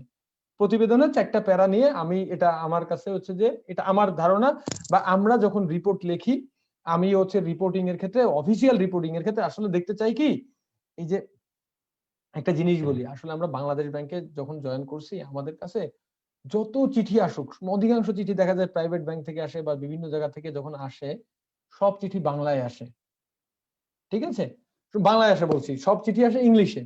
তো ইংলিশে যখন আসে, আসার পরে আমরা করি কি, ওটা পড়ে ওটার ভাবার্থটুকু, জাস্ট মূল অর্থটুকু, মানে কি বলছে সার সংক্ষেপটুকু আমরা খুব সুন্দর করে বাংলায় লিখি। কারণ আমাদের একটা নোট যখন হচ্ছে কি আমরা যখন লিখছি, এই নোটটা যখন হচ্ছে কি গভর্নর বা ডেপুটি গভর্নর পর্যন্ত যাচ্ছে, একজন গভর্নরের কিন্তু ওই সময় নেই যে একজন ব্যক্তি রহিম, করিম, আব্দুল জব্বার বা কে কি বলেছে সম্পূর্ণটুকু পড়ার সময় কিন্তু তার হাতে নেই। সে পরে কি জিসটুকু, ওই যে এক্সিকিউটিভ সামারিটুকু, সে জিসটুকু পড়ে কিন্তু জাস্ট হচ্ছে 2-4 লাইনে মূল কথাটা ধরে দেওয়া হয়, যে একজন বলছে আমাকে এই করা হয়েছে, এই করা হয়েছে, এই আমাকে এই সুযোগ সুবিধা দিয়েছে। দেখা যাচ্ছে যে আমরা বললাম যে তাকে হয়রানি করা হয়েছে বলে সে আসলে সে লেখছে একটা চিঠি, আমরা শুধু মূল বক্তব্য হচ্ছে এমুক ব্যাংক থেকে তাকে এটা না দিয়ে হয়রানি করা হচ্ছে, বাস মূল বক্তব্য এইটুকু। সে হয়তো 1 পেজ লিখেছে। এইভাবে প্রত্যেকটা চিঠিতে আমরা সার সংক্ষেপ করে নিয়ে আসি। তো রিপোর্ট রাইটিং যখন আমাদের করতে হবে, আমাদের আসলে সার সংক্ষেপে লিখতে হবে। সার সংক্ষেপে কি, যখন একটা রিপোর্ট করতে বলছে, মনে করেন একবার রিপোর্ট আসছে হচ্ছে যে যে আপনি হেড অফিস থেকে ব্রাঞ্চে একটা চুরি হয়েছে, সেই ইনভেস্টিগেশন গেছেন, ইনভেস্টিগেশনে যে গিয়েছেন, সেই ইনভেস্টিগেশন রিপোর্টটা আপনি তৈরি করেন। তো ইনভেস্টিগেশন যখন এই ধরনের রিপোর্ট তৈরি করতে হয়, প্রথমে আছে প্রারম্ভিক আলোচনা। যেটা প্রারম্ভিক আলোচনা কোনটা, আপনি কেন এই রিপোর্টটা তৈরি করতেছেন, কার জন্য রিপোর্ট করেছেন, এটা আপনাকে লিখতে হবে। যে কেন রিপোর্ট করেছেন, যে হেড অফিসের নির্দেশ মোতাবেক আমরা এত এত তারিখে এই এই চুরির আর কি রহস্য উদ্ঘাটনের ক্ষেত্রে আমি হচ্ছে যে আমরা হচ্ছে এই তদন্তটা করেছি। এখন তদন্ত প্রতিবেদন তৈরি করার সময় আসলে আপনারা কি প্রসিডিউর ফলো করেছেন? তদন্ত প্রতিবেদনে দেখা যাচ্ছে যে আমরা 5 জনের কাছে, ওইখানে উপস্থিত 5 জনের কাছে সাক্ষ্য প্রদান করেছি, তাদের সাথে আমাদের আগে জানাশোনা ছিল না, এরকম। একটা হচ্ছে যে প্রথম হচ্ছে প্রারম্ভিক আলোচনা, আপনি এই রিপোর্টটা কেন করতেছেন, কার জন্য করছেন, এটা জাস্ট এটা। তারপরে হচ্ছে যে আপনি এই রিপোর্টটা তৈরি করতে আপনার মেথোডোলজি কি ছিল, যে আমরা এমুক তারিখে এমুক দিনে এমুক এমুক লোককে জিজ্ঞাসা করে প্রাপ্ত তথ্যের ভিত্তিতে রিপোর্টটি সাজানো হয়েছে, তাদের বক্তব্যের ভিত্তিতে। যে আপনার মেথোডোলজিটা কি, আপনি যে গিয়েছেন, যাওয়ার পরে কি আপনি হচ্ছে গিয়ে ডকুমেন্টস দেখেছেন, নাকি হচ্ছে গিয়ে মানে লোকজনের সাথে ডাইরেক্ট কথা বলেছেন, কি কি তথ্য উপাত্ত পাইছেন, এই তথ্য উপাত্তর ভিত্তি করে আপনি রিপোর্টটা তৈরি করেছেন, এটা। তারপর হচ্ছে যে আপনার মূল ডিসকাশন, যে এমুকের কাছে শুনছি সে হচ্ছে গিয়ে এই চুরিটার হচ্ছে আরেকজন ব্যক্তি করেছে বা এরকম, মূল বক্তব্যটা লিখলেন চুরি লেখে। তারপর আপনার রিকমেন্ডেশন কি, এই যে আপনি যে ওটা করে আসলেন, এইখানে আপনার রিকমেন্ডেশনটা কি, যে এই যে লোকটা আছে সে কি আসলে চুরি এইখান থেকে আমাদের, আপনি যে প্রতিবেদনটা করলেন, যে হচ্ছে গিয়ে ইন্সপেকশন করলেন, ইন্সপেকশনে আপনি কি মনে হয়, আপনার ইন্সপেকশনে আমার কাছে প্রতীয়মান হয় লোকটি চুরির সাথে চৌর্যবৃত্তির সাথে জড়িত থাকতে পারে, একদম কনফার্ম না, মানে প্রতীয়মান হয় যে সে চুরির সাথে জড়িত, তাকে এই সাপেক্ষে তাকে হচ্ছে কি শাস্তি দেওয়া যায় বা কি করা যায়, আপনার রিকমেন্ডেশন কি, যে এটার প্রশাসনিক ব্যবস্থা গ্রহণ করা যেতে পারে, বাস শেষ। ব্যাপারটা কি বুঝতে মানে আমি প্রতিবেদনে ইন এ নাটশেল 4টা জিনিস থাকে। আপনি কেন প্রতিবেদন করছেন, মানে কেন আপনি প্রতিবেদন করছেন, কি কারণে প্রতিবেদন করছেন।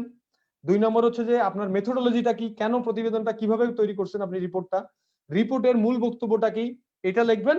আর শেষে আপনার রিকমেন্ডেশনটা কি, শেষ আপনার প্রতিবেদন। এইভাবেই প্রতিবেদন করবেন। এছাড়া আমরা মানে অন্যান্য যেরকম প্রতিবেদন হয় এত কিছু আসলে যাওয়ার দরকার নাই। You don't have enough time. Sir, আমাদের হাতে আর 2টা টপিক রয়েছে, গুরুত্বপূর্ণ 2টা টপিক। একটা হলো রিটেনের ক্ষেত্রে কম্প্রিহেনশন আসে। আমরা আপনার কাছ থেকে জানতে চাবো যে কম্প্রিহেনশন নিয়ে একটু বিস্তারিত বলবেন। তারপর আচ্ছা, রিটেন ম্যাথ নিয়ে সর্বশেষ আপনার কাছে জানবো। রিটেনের যেহেতু আমরা জানি কম্প্রিহেনশন, যে তার রিটেন মানে ম্যাথ নিয়ে আপনি খুব স্যার। আচ্ছা, মানে ব্যাপারটা হচ্ছে যে কম্প্রিহেনশনের ক্ষেত্রে আমি যেটা ফিল করি, আমার যেটা ফিলিংস বা ইটা, যে কি বলা চলে, কম্প্রিহেনশন গুলো আমরা আগে ছোটবেলা যেটা করে আসতাম, স্যাররা হচ্ছে কি ওই কমা কমা দিয়ে যে দেখা যাচ্ছে যে ওই ভিতরে যে লেখাটা থাকে ওই লেখাটা কাট কপি পেস্ট মারে দিতাম। মানে আমাদের কম্প্রিহেনশনের ক্ষেত্রে কি, একটা কোশ্চেনের আনসার করছে, ওই রিলেটেড যে সেন্টেন্সটা আছে ওই সেন্টেন্সটা ওইখান থেকে কাট কপি পেস্ট মারতাম। এবং অধিকাংশ স্টুডেন্টের কিন্তু এই কাজটাই করে যে কাট কপি পেস্ট, কোশ্চেনটা আছে একটু ঘুরায় লেখেন। খেয়াল রাখবেন, কম্প্রিহেনশনে যদি যাদেরকে ভালো করতে যদি হয়, অবশ্যই অবশ্যই অবশ্যই যে আপনার ওই যে কাট কপি পেস্ট থেকে চলে আসতে হবে। কম্প্রিহেনশনের ক্ষেত্রে আপনি দেখবেন যে আপনার যে কোশ্চেনটা করা হয়েছে এই কোশ্চেনের অ্যান্সারটা কোথায়, অ্যান্সারটা কোথায় দেওয়া আছে। তো অ্যান্সারটা দেখে অ্যান্সারটা পড়ে একদম নিজের ভাষায় লিখতে হবে। পারলে আমার সাজেশন হচ্ছে try to avoid every bit of word. প্রত্যেকটা ওয়ার্ড অ্যাভয়েড করা উচিত। প্রত্যেকটা অ্যাভয়েড করা সম্ভব না, কিন্তু যদি পারেন যেখানে সম্ভব হবে সিনোনিম ওয়ার্ডস মানে অ্যাপ্রোপ্রিয়েট সিনোনিম ইউজ করে দেন। অ্যাপ্রোপ্রিয়েট আর কি সিনোনিম ইউজ করে দিয়ে আপনি প্রত্যেকটা ওয়ার্ড আর কি অ্যাভয়েড করে দেন, তাহলে কম্প্রিহেনশনে ভালো মার্কস পাওয়া যাবে। ওই মূল কম্প্রিহেনশনের যে বক্তব্য আছে ওই বক্তব্যটা হুবহু অনেকটা ওই রকম বা ওই একটু জাস্ট হচ্ছে গিয়ে নিজের ভাষায় করে ওই বক্তব্যটা তুলে দেওয়াটা না, ওই বক্তব্যটার ভাবার্থ নিয়ে নিজের ভাষায় করে লিখে দেওয়াটাই হচ্ছে কম্প্রিহেনশনে আপনি ভালো মার্কস পাবেন। কিছু বলার নাই, তবে কম্প্রিহেনশন যেহেতু এখানে 20 মার্কস থাকে, অবশ্যই অবশ্যই পুরো কম্প্রিহেনশনটা তাকে পড়তে হবে একবার। পরীক্ষার হলে এমসিকিউতে যেমন কেউ কম্প্রিহেনশন পড়ে না, প্রথমে যে কোশ্চেন পড়ে তারপরে কম্প্রিহেনশন করে, এইটা হবে ভুল স্ট্র্যাটেজি। অন্তত রিটেনের ক্ষেত্রে পুরো কম্প্রিহেনশনটা প্রথমে পড়বে, একবার পুরো কম্প্রিহেনশনটা পড়বে, পড়ে তারপরে হচ্ছে কোশ্চেনে যাবে, এক্ষেত্রে রিটেনের ক্ষেত্রে অন্তত।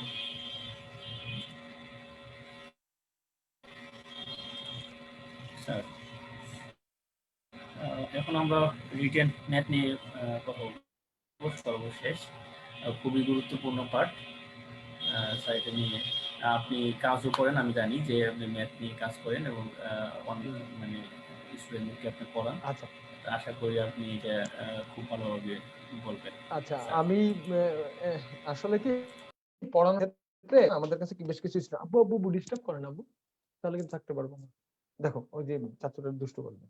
ব্যাপার হচ্ছে যে আমরা যখন হচ্ছে যে ম্যাথস করি, মানে ম্যাথস করাই, প্রচুর স্টুডেন্ট আসছে যে রিটেনের জন্য আসে। অনেক স্টুডেন্ট আমাদের কাছে আসে, ভাই আমরা এমসিকিউ পাস করছি কিন্তু রিটেন না।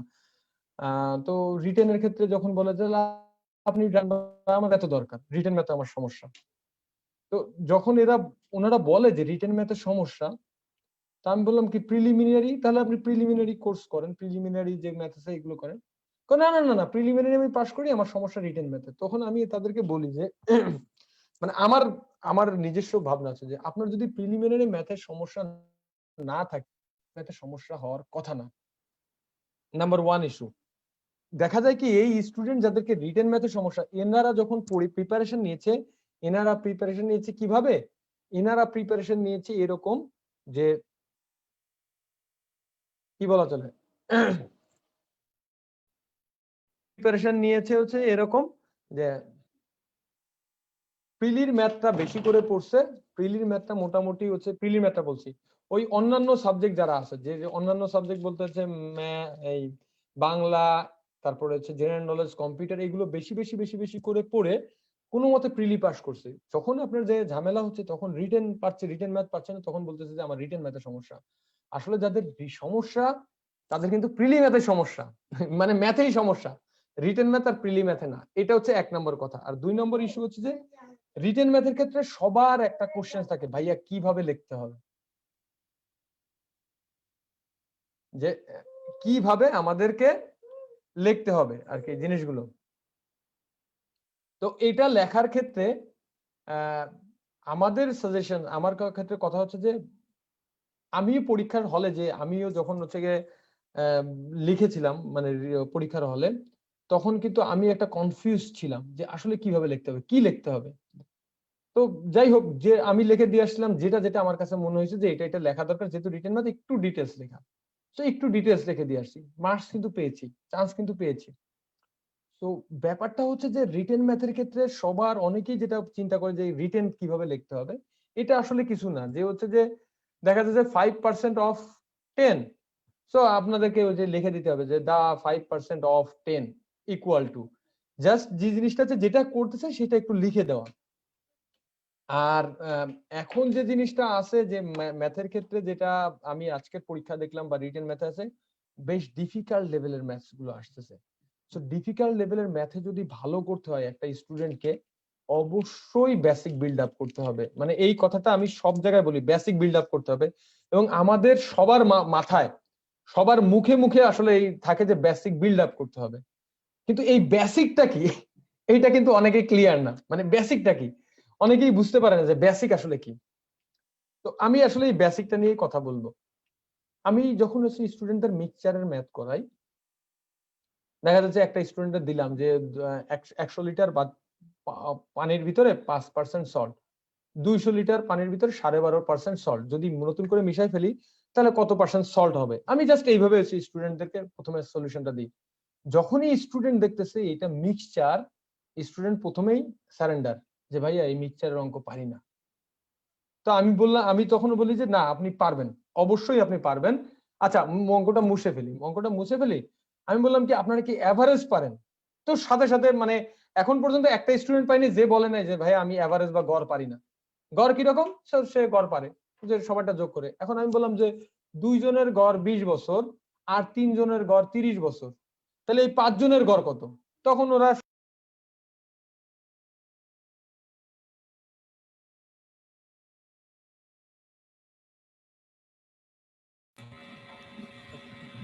একটু আনমিউট করেন, ফোন আসছিল। তো তখন যেটা করেছিল যে যে তো তোর তারা তখন বলে যে ভাই টোটাল বের করে নেবো 2 গুণ 20 আর 3 গুণ 30, তারপর টোটাল যোগ করে 5 দিয়ে ভাগ করে দিব, ভাগ করে দিলে আমাদের এভারেজ হয়ে যাবে। তখন আমি বলি যে আপনি যদি এটা পারেন, আচ্ছা এখন যদি আমি বলি 100 জনের এভারেজ বয়স 5, 200 জনের এভারেজ বয়স 12.5, তাহলে 300 জনের এভারেজ বয়স কত? তখন দেখা যায় যে স্টুডেন্ট পারে। তখন আমি যেটা বলি যে আসলে ওয়েটেড এভারেজ আর মিক্সচারের ভিতরে কোনো কিছু পার্থক্য নাই। চুপ, কথা বলো না। হ্যাঁ, তো মানে ব্যাপারটা হচ্ছে যে মানে এভারেজ এবং ওয়েটেড এভারেজ এবং মিক্সচারের ভিতরে কিন্তু আসলে কোনো পার্থক্য নাই। এটা হচ্ছে কি মিক্সচারের ক্ষেত্রে যেটা আমরা নাম্বার ব্যবহার করতেছি, মিক্সচারের ক্ষেত্রে সেটা কোয়ান্টিটি। এভারেজের ক্ষেত্রে ওটাকে এভারেজ বলি, এটা হচ্ছে কি কনসেন্ট্রেশন বা ঘনত্ব। জাস্ট পার্থক্য এইখানে। তো একটা ব্যাপার হচ্ছে যে রিয়েল লাইফের সাথে আপনি অ্যাসোসিয়েট করা, আপনি যেভাবে পারেন সেইভাবে যদি আপনি ম্যাথ গুলোকে অ্যাসোসিয়েট করতে পারেন, আপনার ম্যাথ যতই হার্ড লেভেলে দিক আপনি ম্যাথ সমাধান করতে পারবেন। ঠিক আছে, সবচেয়ে বড় সমস্যাটা হচ্ছে যে স্টুডেন্ট এই অ্যাসোসিয়েশনের ধারে কাছে যায় না। স্টুডেন্ট যায় কোন দিকে? স্টুডেন্ট অ্যাসোসিয়েশনের ধারে কাছে না, যে স্টুডেন্ট হচ্ছে যে যেটা চেষ্টা করে যে অঙ্কগুলো মুখস্থ করো। অনেকেই যেটা বলে যে স্কুল লেভেলের বইগুলো পড়তে। আবার তো এখন দেখেন যারা ম্যাথে দুর্বল, আমি স্টুডেন্টদের কাছে জিজ্ঞেস করি, আচ্ছা ক্লাস এসএসসি তে ম্যাথে A+ নাই কার? বিশ্বাস করেন 5টা ক্লাসের ভিতরে একজন পাই যে যাদের এসএসসি তে ম্যাথে এ প্লাস ছিল না, অথচ এসএসসির ম্যাথেরই ইংলিশ ভার্সন তো এইখানে। তো তখন আমি যে বলি যে আপনি তো এসএসসি তে এ প্লাস পেয়েছেন, ওই ম্যাথের গুলো তো ইংলিশ গুলো আসতেছে, তা এক্ষেত্রে সমস্যাটা কোথায়?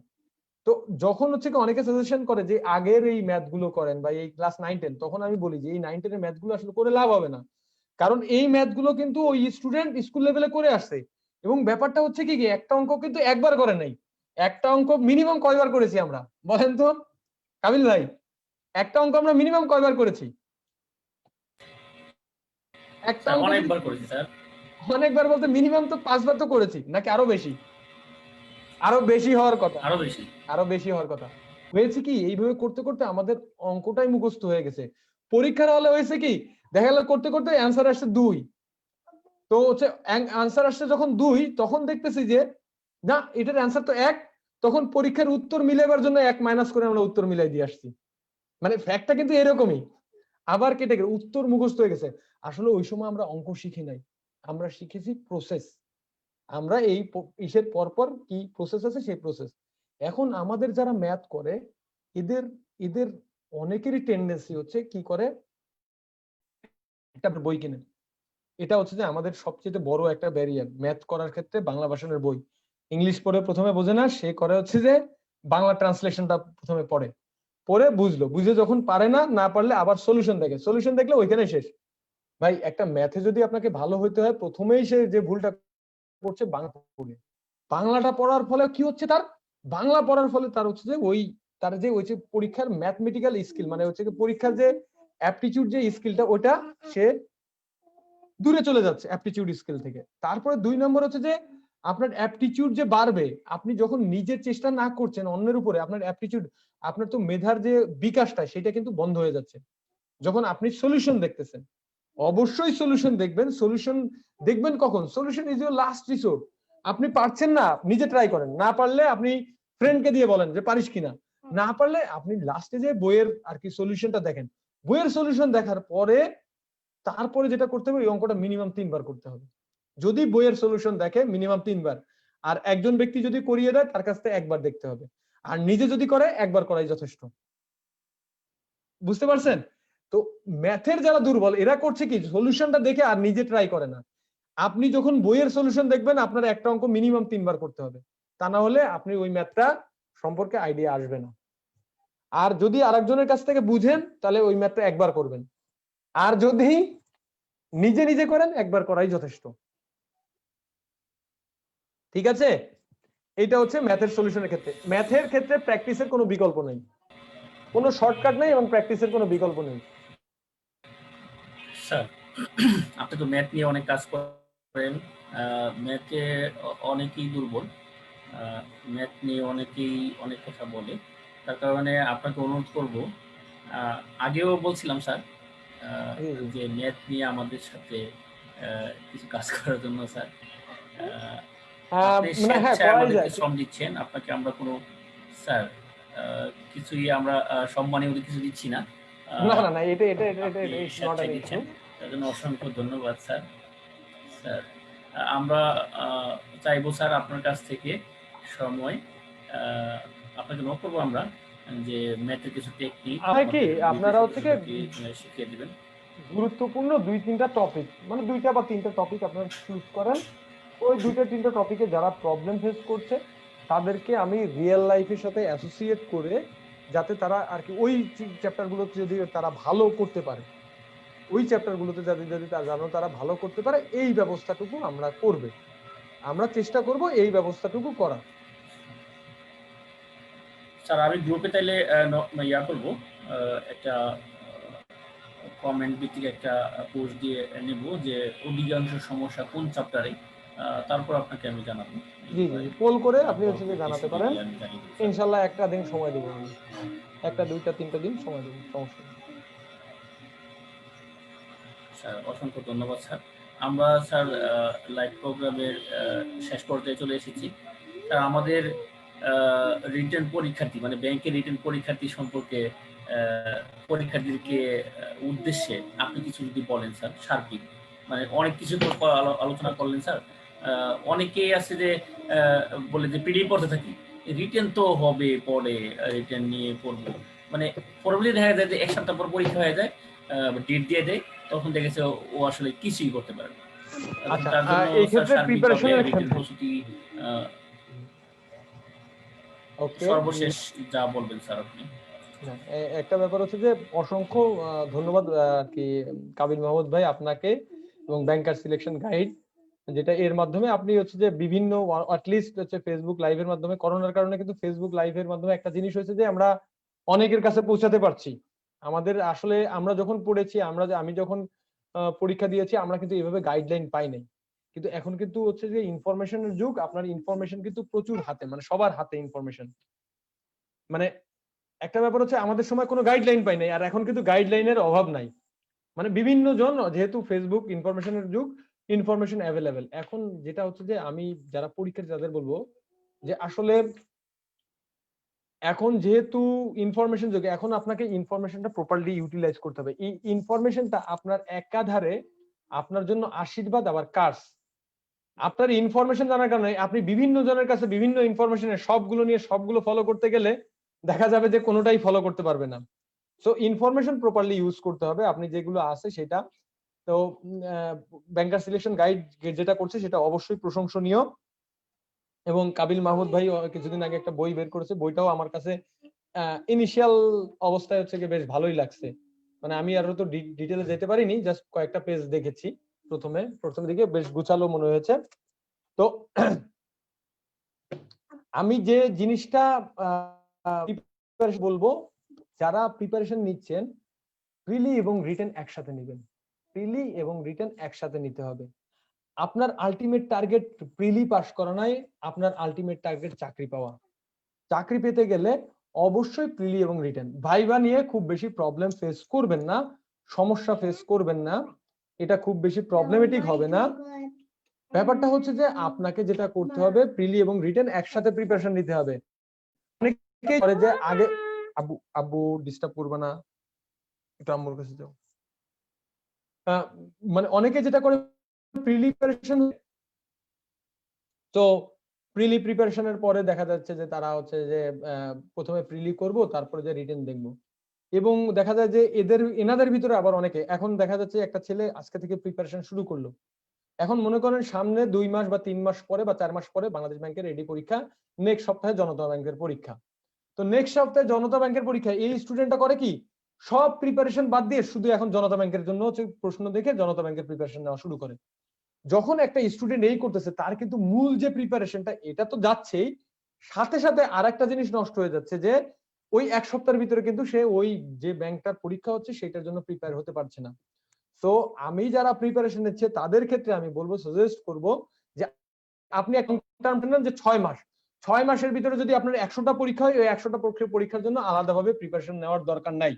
আপনি 6 মাস আপনার যে রেগুলার প্রিপারেশন, রেগুলার যেভাবে রুটিন করে পড়েন সেইভাবে পড়েন। একটা পরীক্ষার জন্য আলাদা 1 সপ্তাহ সময় নষ্ট করার দরকার নেই। এটা যদি করেন, এটা আপনার জন্য ঝামেলা হয়ে যাবে নতুন যারা প্রিপারেশন নিচ্ছেন।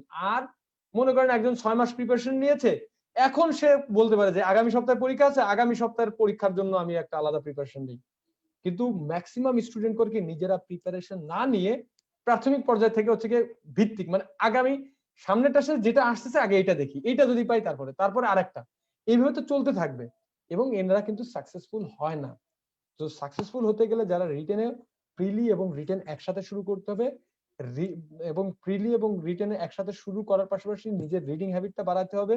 রিডিং হ্যাবিটটা খুবই গুরুত্বপূর্ণ। ম্যাথমেটিক্স এর বেসিক তৈরি করতে হবে। ম্যাথমেটিক্স এর বেসিক ছাড়া ব্যাংক জব অকল্পনীয়। ম্যাথস এবং ইংলিশে আপনাকে এক্সপার্ট হতে হবে। একটু ভালো করে খেয়াল করেন, আইবিএম আমি যেখানে হচ্ছে গিয়ে পড়াচ্ছি ওখানে তো যারা আছে, আপনি কিন্তু রেয়ার শুনতে পারবেন আইবিএ এমবিএ এর স্টুডেন্টরা প্রিলি বা রিটেনে পাস করে নাই। কারণ কি? এবং দেখবেন যে ইভেন আমিও বলবো যে পরীক্ষার আগে আমি প্রিপারেশন নেই নাই, কিন্তু পেরে গেছি কেন? কারণ ম্যাথ এবং ইংলিশের বেসিক ছিল, অন্য কোনো দিক নাই। কিন্তু আমি দেখেছি ম্যাক্সিমাম স্টুডেন্টের ফোকাস যারা আছে, কারণ ওই যে জেনারেল নলেজ এইগুলো থেকে ফোকাস, আপনার 80% প্রিপারেশন থাকবে ম্যাথস আর ইংলিশের উপর, বাকি 20% সময় ব্যয় করবেন হচ্ছে গিয়ে বাংলা, জেনারেল নলেজ, কম্পিউটার। আপনার টোটাল প্রিপারেশন, টোটাল যে টাইমটা ব্যয় করছেন তার 80% ব্যয় করতে হবে ম্যাথস আর ইংলিশের পিছনে। বাকি 20% আপনি যদি 1 ঘন্টা পড়েন, মাত্র 12 মিনিট রাখতে পারেন আপনি ওই যে বাকি সব সাবজেক্টের জন্য, আর বাকি 48 মিনিট আপনি ব্যয় করবেন হচ্ছে টোটালটা হচ্ছে যে ইসের পিছনে, ম্যাথ আর ইংলিশের পিছনে। এটা হচ্ছে যে আমার সাজেশনস। এবং নিয়মিতভাবে লিখতে হবে, একজনের কাছে দেখা নিতে হবে। যদি বেসিকে সমস্যা থাকে, অনেকেই জাস্ট হচ্ছে যে অনেকেই নেগেটিভলি নেয় জিনিসটা। যদি আপনার যদি সমস্যা থাকে, যে বেসিকে যদি সমস্যা থাকে, প্লিজ প্লিজ বইয়ের বইয়ের সলিউশন দেখে ম্যাথ শিখতে যাবেন না। বইয়ের সলিউশন দেখে বই পড়ে ম্যাথ শিখতে গেলে, কারণ হচ্ছে যে বই থেকে বই পড়ে যদি আপনি ম্যাথ শিখতে যান, it will be harder for you. আপনার অনেক সময় নষ্ট হবে। আসলে একটা স্টুডেন্ট নিজেকে প্রি করতে পারবে না এইভাবে, তাহলে দেখা যাবে 1 বছর 2 বছর 3 বছর ধরে, অনেকেই দেখবেন 3 4 5 বছর ধরে প্রিপারেশন নিচ্ছে, 6 বছর ধরে প্রিপারেশন নিচ্ছে, শেষে যে একটা চাকরি পাচ্ছে। তো এই রকম প্রিপারেশন আসলে দরকার নাই। আপনি যদি প্রিপারেশন নেন, একদম যদি আপনি না পারেন, আপনি একটা মেন্টর দেখেন, মেন্টর দেখে আপনি আপনার দুর্বলতাগুলো কেটে উঠেন। ম্যাথের দুর্বলতা থাকলে ম্যাথ, ইংলিশের দুর্বলতা থাকলে ইংলিশের দুর্বলতা একটু যাচাই বাছাই করে যারা ভালো তাদের কাছে যান, যাদের কাছ থেকে সাপোর্ট পাবেন তাদের কাছে যান। কিন্তু যদি দুর্বলতা থাকে, অবশ্যই আমি সাজেস্ট করব, কারণ স্কুল লেভেল ভার্সিটি লেভেলে যেসব টিচাররা পড়েছে সেটা মুখস্থ বিদ্যা। এখন কিন্তু মুখস্থ বিদ্যার জায়গা নাই, এখন তো একটা জিনিসই বুঝে বুঝে করতে হবে। ইভেন হচ্ছে কি যখনই একজন বই পড়বেন, কাবিল মাহমুদ ভাইয়ের বইটা পড়বেন, তখন কিন্তু মুখস্থ না, সে কি বলছে, কি ইনফরমেশন দেওয়ার চেষ্টা করছে সেটা পড়তে পারেন। আমার বক্তব্য এতটুকু, মানে এটাই আর কি বক্তব্য। আর আপনারা ভালো থাকবেন, প্রিপারেশন নেন। আমরা চাই যারা হচ্ছে পরীক্ষার্থী, আপনাদের ভিতর থেকে যেন আপনাদেরকে ফিউচার কলিগ হিসেবে দেখতে পারি, বাংলাদেশ ব্যাংক বা ব্যাংক কমিউনিটিতে যাতে আপনাদেরকে দেখতে পারি, সেই শুভকামনা থাকবে। ইনশাল্লাহ আপনাদেরকে ব্যাংকার হিসেবে একসময় পরিচয় হবে আপনাদের সাথে। আর বাংলাদেশ ব্যাংকে হলে তো ইনশাল্লাহ বাংলাদেশ ব্যাংকে আসলে তো কলিগ হিসেবে আসবেন ইনশাল্লাহ। স্যার আপনাকে অসংখ্য ধন্যবাদ। আপনার চাকরি জীবন, ব্যক্তিগত জীবন, প্লাস আপনি স্টুডেন্ট পড়ান। আমি যতটুকু জানি আপনি ইলেকট্রনিক এডুকেশন নামে একটা একলেকটিক ইয়াতেও এডুকেশন, হ্যাঁ, মানে আপনার একলেকটিক এডুকেশনটা হচ্ছে যে, এডুকেশন। হ্যাঁ, একলেকটিক এডুকেশনের কোর্স কোঅর্ডিনেটর হিসেবে আছি। জাস্ট যেহেতু বললেন একলেকটিক এডুকেশনের কোর্স, একলেকটিক এডুকেশনে আসলে মূলত আমাদের যারা বাংলাদেশ ব্যাংকের অ্যাসিস্ট্যান্ট ডিরেক্টর, ডেপুটি ডিরেক্টর, এনারাই ক্লাস নেই। আমরা আবার আমাদের টিচার যারা আছি, এরা হচ্ছে ব্যাকগ্রাউন্ড হচ্ছে যে সবারই আইবি এমবিএ। আমরা আসলে হচ্ছে গিয়ে ওই যেটা বললেন, আপনি যেটা বললেন, আসলে পড়াতে ভালো লাগে, পড়াতে বেশ ভালো লাগে। এই যে আপনি যখন বললেন, তখন আসলে ভালো লাগে যে আমি যখন একটা মানুষকে দিচ্ছি, মানুষকে যখন একটা সাজেশন না বলা যায় না, যে মানুষকে একটা গাইডলাইন দিচ্ছি, আমি যে গাইডলাইনটা পাই না সেই গাইডলাইনটা দিচ্ছি। এবং স্টুডেন্ট যখন হচ্ছে গিয়ে নক করে, কিছুদিন আগে একটা স্টুডেন্ট নক করলো, নক করে আমাকে বললো যে ভাইয়া, আমি রিটেনে ঠিক ছিলাম না, আপনার একটা সেমিনার করার পরে আপনি কিছু টেকনিক বলে দিয়েছেন, সেটা ফলো করার পরে আলহামদুলিল্লাহ আমি টিকেছি। সে রংপুরে ব্রাঞ্চে চাকরি করছে, সে বলছিল যে আমি সিনিয়র অফিসার হয়েছি, এখন আমি বাংলাদেশ ব্যাংকে অফিসার দিব কিনা, তাকে বললাম অবশ্যই দেন। তো সে যে ফোন দিল, এই ফোনটার পাওয়ার পরে আসলে যে এটাই হচ্ছে প্রাপ্তি আমাদের, মানে এরকম পাইলে দেখা যায় যে যে আমার আমার কাছে পড়ে ব্যাংকার হয়েছে না হলো 100 থেকে 150 এর ভিতরে হচ্ছে যে স্টুডেন্ট আছে। তো এটাই হচ্ছে যে আসলে প্রাপ্তি, মানে আসলে কি বলবো, এটার একটা অন্যরকম ভালো লাগে। আপনি যখন একটা জিনিস একটা স্টুডেন্টকে বুঝাবেন, সে যেটা বুঝতো না, তার যে একটা মানে কি বলবো, কৃতজ্ঞতা বোধ, একটা স্টুডেন্টের যে কি বলা চলে এটাকে, তার যে রেসপেক্টটা, এই রেসপেক্টের জায়গাটা মানে অন্যরকম। এই রেসপেক্টের জায়গাটা আসলে ভ্যালু ক্যারি করা যায় না। এই কারণে দেখা যাচ্ছে যে এত সময় থাকতে শুক্র শনিবার বা এই টাইমটায় হচ্ছে পড়তে পড়ে আমার ফ্যামিলিতেও অনেকে রাগারাগি করে, কি দরকার আছে, দরকার নাই। দেখা যাচ্ছে যে এরকম, মানে অনেক ভালো আছে, জি স্যার, তারপরেও আসলে তো মনটা নেই। আমারও তো স্যার এরকমই হয় হুম, স্যার। জি। তারপর আমি চেষ্টা একলেকটিক করছি এডুকেশনে হচ্ছে আমার কি আপনারা আসতে পারেন, স্টুডেন্টদেরকে আপনারা একটা আসেন বিভিন্ন ভালো কিছু দেওয়ার জন্য। আর কি। ওকে, জি। স্যার আপনাকে কাবিল মাহমুদ ভাই, অসংখ্য ধন্যবাদ জানাই যে আমাদেরকে সবকিছুর বাহিরে গিয়ে আমাদেরকে একদম স্বেচ্ছায় মানে শ্রম দিচ্ছেন বা সময় দিয়েছেন, তার জন্য অসংখ্য ধন্যবাদ জানাই আমাদের গ্রুপের পক্ষ থেকে এবং আমাদের গ্রুপের সকল সদস্যদের পক্ষ থেকে। সবাই কৃতজ্ঞতা জানিয়েছেন এবং কমেন্টসের মাধ্যমে এবং বিভিন্নভাবে আমাকেও কৃতজ্ঞতা জানান যে এই প্রোগ্রামটা চালু রাখার জন্য। ইনশাল্লাহ আপনাদের সহযোগিতা পেলে, আপনাদের মতো এরকম বড় মনের মানুষের সহযোগিতা পেলে ইনশাল্লাহ আমাদের প্রোগ্রাম চলবে। তো স্যার, সর্বশেষ আপনাকে ধন্যবাদ জানিয়ে আমাদের প্রোগ্রাম আজকের মতো এখানেই শেষ করছি। আপনাকে আবারও ধন্যবাদ। আসসালামু আলাইকুম আল্লাহ স্যার। আপনাকে উত্তম প্রতিদান প্রতিদান দিন, আর সবাইকে ধন্যবাদ। আসসালামু আলাইকুম।